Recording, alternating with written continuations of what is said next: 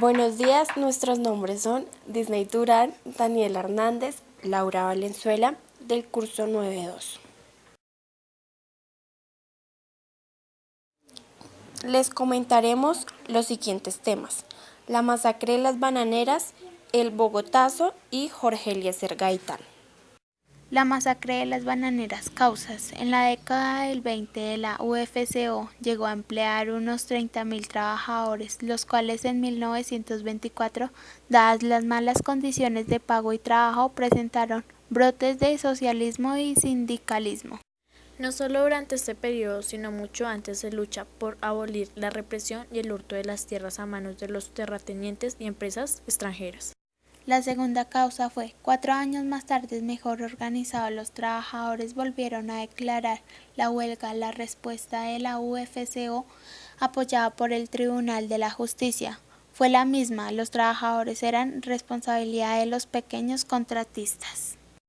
Sus personajes fueron presidente Miguel Abadía Méndez, general Carlos Cortés Vargas, Raúl Eduardo Maecha, Jorge Eliezer Gaitán y María Cano. La masacre. Corrió el rumor de que el gobernador de Magdalena se entrevistara con ellos en la estación del tren de Ciénaga. Era un alivio para los huelquistas, pues no habían recibido del gobierno conservador sino amenazas y ninguna respuesta positiva del multinacional. Como pasaban las horas y el funcionario no llegaba, los ánimos se fueron exacerbando tanto entre los manifestantes como entre los soldados emplazados en el sitio. En ese momento las Fuerzas Armadas dieron la orden de desalojo en 5 minutos, que fue desobedecida por los trabajadores, quienes enardecidos vociferaban abajo a la multinacional y al gobierno. Varias versiones no oficiales afirman que la huelga transcurrió de forma pacífica. No obstante, si se contaba con un nivel de orden y apoyo popular inédito, los altos representantes de la bananera movieron sus influencias en el gobierno, logrando que se trasladara un contingente de soldados al mando del comandante general Carlos Cortés Vargas. El 6 de diciembre de 1928 en Ciénaga, los soldados del ejército dispararon contra los trabajadores y demás personas que se encontraban reunidas en la plaza del pueblo. El hecho dejó varias personas asesinadas, además los principales dirigentes comunistas y socialistas fueron encarcelados. La orden. Después de un toque de corneta, el propio Cortés Vargas, comandante de las fuerzas del Magdalena, dio la orden de fuego por 3 veces. Nunca se supo a ciencia cierta la cifra real de muertos. Se demostraron relaciones entre el general Cortés y la United Fruit Company, presuntos vinculados monetarios. Impunidad. Esta masacre no le generó, sin embargo, ninguna responsabilidad penal ni política a Cortés Vargas. El ministro de Guerra entonces, Ignacio Rengifo, no solo lo mantuvo en el cargo, sino que posteriormente fue ascendido y nombrado comandante de la policía en Bogotá. Argumento. Argumentó posteriormente que lo había hecho porque embarcaciones estadounidenses invadirían tierras colombianas de no haber sido así. Testigos han dicho que muchos cuerpos fueron llevados en trenes y arrojados al mar. Consecuencia. Viendo esta respuesta violenta se produce la desbandada de los trabajadores y una rápida negociación, y como resultado de la misma aceptan recortar por mitad. Otro de los temas discutidos fue la influencia de las multinacionales en las altas esferas del gobierno, en especial de la United Fruit Company. La difusión de la masacre fue amplia en los medios de comunicación de la época y provocó innumerables debates éticos y políticos. El más llamativo fue el organizado por el Partido Liberal, que envió a Jorge Eliezer Gaitán al lugar de los hechos para realizar una investigación detallada de lo sucedido. Sirvió para que se debilitara el gobierno conservador y el partido perdiera las elecciones 2 años después. Los nuevos gobiernos tendrán que reconocer muy pronto que los trabajadores tenían derecho a exigir sus derechos y lograrán sus reivindicaciones. Terminación del contrato con la United Fruit Company. Conclusiones. Se entiende que en la masacre de las bananeras no tuvo ningún acusado y esto quedó en la impunidad y en el recuerdo muy doloroso de la historia de Colombia. Se dio a conocer que con la masacre junto a la Gran Depresión del 29 acabó la hegemonía conservadora que tuvo Colombia desde 1886 a 1930, con la elección de Enrique Olaya Herrera, liberal. Jorge Eliezer Gaitán. Yo no soy un hombre, soy un pueblo. Esta frase pronunciada en 1947 durante un discurso frente a varias miles de personas en la Plaza de Bolívar de Bogotá Es quizá la más conocida y representativa de este político liberal. Gaitán nació en el año de 1898 en Bogotá, aunque algunos afirman que su verdadero lugar de nacimiento fue la población cundinamarquense de Manta.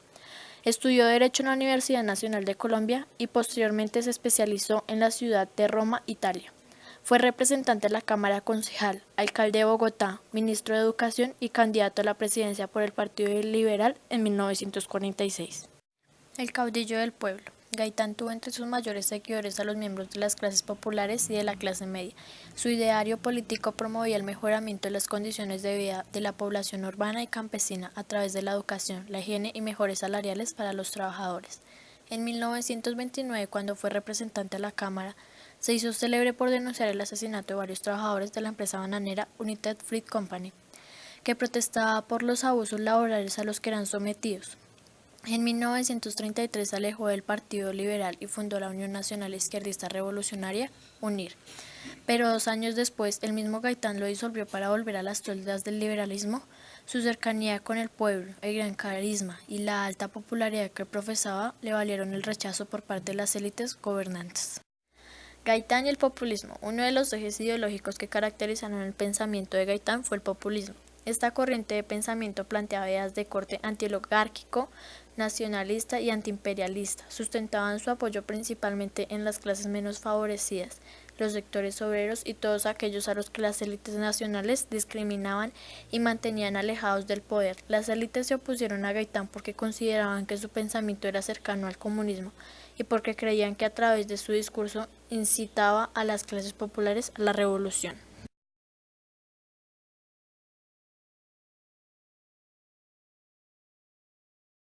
El Bogotazo. En el año 1948, Bogotá se preparaba para realizar la 9ª Conferencia Panamericana, en la que se buscaba sentar las bases de la cooperación latinoamericana contra el comunismo, liderado por los Estados Unidos. El 7 de febrero, Gaitán pronunció su famosa oración por la paz, en la que pedía al presidente Ospina Pérez que tomara medidas ante la violencia que sacudía al país. 2 meses después, el 9 de abril, el caudillo del pueblo cayó abaleado por Juan Roa Sierra, frente a un edificio del centro de la ciudad. La reacción que produjo esta muerte entre sus seguidores derivó en motines de protesta que pedían la renuncia del presidente Ospina y la salida de los conservadores del poder. También hubo actos de vandalismo y enfrentamientos con el ejército. El Bogotazo fue uno de los levantamientos populares más grandes de la historia del país. El 9 de abril de 1948, el caudillo liberal se encontraba en su despacho con Plinio Mendoza Neira, Pedro Eliseo Cruz, Alejandro Vallejo y Jorge Padilla. Salen a almorzar a la 1 p.m. y saliendo del ascensor, Mendoza Neira toma del brazo a Gaitán y se adelanta al resto de personas. Al llegar a la puerta, Juan Roa Sierra dispara sobre el político. 3 balas impactaron en el cuerpo del abogado penalista y dirigente liberal, causándole la muerte pocos minutos después en la clínica central, mientras su amigo, el médico Pedro Eliseo Cruz, procedía a efectuarle una transfusión de sangre. Los que presenciaron el trágico evento, personas humildes, en su mayoría limpiabotas, loteros, etc., persiguieron al asesino mientras gritaban: «Mataron al doctor Gaitán, cojan al asesino», hasta que finalmente un funcionario de la policía lo introdujo en una droguería a unos cientos de metros del lugar donde ocurrió el magnicidio e intentó protegerlo de la multitud que lo perseguía y lo empezó a interrogar. El joven solo decía: «Ay, Virgen Santísima», dando muestra de nervios y angustia. La multitud penetró en la droguería y golpeó a Roa Sierra hasta dejarlo sin vida, para luego arrastrarlo por toda la carrera séptima hasta el Palacio de San Carlos, donde dejaron su cuerpo destrozado, sin vida y desnudo. Estos hechos llevaron a la revuelta nacional en contra del gobierno conservador de Mariano Ospina Pérez, a quien le exigían la renuncia. Ese día hubo saqueos, principalmente en el centro de Bogotá, a lo largo de la carrera séptima, inicialmente, pero que luego se fueron esparciendo por gran parte de la ciudad, para terminar extendiéndose a varias ciudades de Colombia. Además de los saqueos, hubo incendios provocados por los manifestantes. Incendiaron las tranvías, iglesias, edificaciones importantes y los mismos locales saqueados. En un principio la policía intentó tomar control del asunto, pero luego algunos policías y militares se unieron a la revuelta proporcionando armas y esfuerzos, mientras de otros tomaron las armas y abrieron fuego sobre los manifestantes. El saldo de la revuelta fue de varios cientos de muertos y heridos. Las cifras van desde 500 muertos reportados por un cable de la embajada alemana hasta la extraoficial de más de 3.000. Los daños materiales correspondieron al incendio y posterior derrumbe de 142 construcciones, incluyendo casas particulares, hoteles e iglesias del centro de la ciudad y múltiples saqueos. Durante el proceso judicial por el asesinato, se presentaron testimonios que indicaban que Roa Sierra no fue el culpable, sino que fueron justamente él o los asesinos quienes condujeron a la multitud a tomarlo como el culpable y acabar con su vida. Otras versiones presentadas en el proceso indicaron que Roa Sierra sí fue el culpable, pero actuó motivado o en acuerdo con otra persona. La justicia colombiana sentenció en 1978 que el asesino Juan Roa Sierra era esquizofrénico, actuó por motivos personales y solos. Diversos analistas consideran que las consecuencias de este hecho contribuyeron a la creación de posteriores movimientos guerrilleros como las FARC y el ELN.